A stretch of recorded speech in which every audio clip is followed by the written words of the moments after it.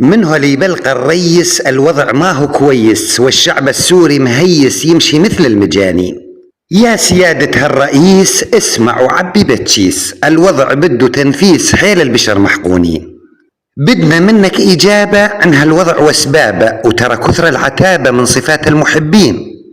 ليش الحكومة متنحة وعن الشعب من جنحة واسعار حيل مزنحة ما عاد يلحجها المسكين، والمنصب محسوبيات ولا طرق لا خدمات، وحتى كهربة الفرات ندفعها بالملايين، ولا شارع لا مستشفى، يا حسرة كلها منشفة والحقيقة المنكشفة نص الشعب خسرانين.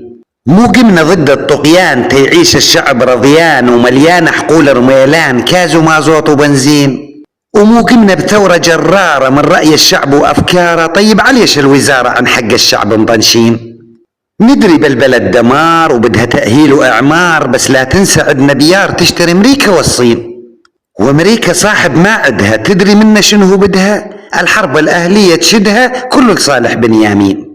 لا سعر الليرة رفعوه ولا قيصر عنا شالوه، على بشار فرضوه وبشار مجاب البوتين.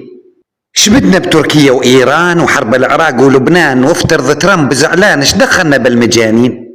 ما همنا هرمز لو سكر أو مزاج ترامب تعكر، حتى رئيس فرنسا ما فكر. احنا عرب سوريين كل نريدو إن نعيش، ما حد منا ينتفريش، نورد حنطتنا على الفيش وإحنا ودولتنا مكيفين، وخوفي من لعبات إبليس ينقلب الوضع تعيس. بلشي يا سيدي الرئيس تدعم هالشعب المسكين، بلشي يا سيدي الرئيس تدعم هالشعب المسكين.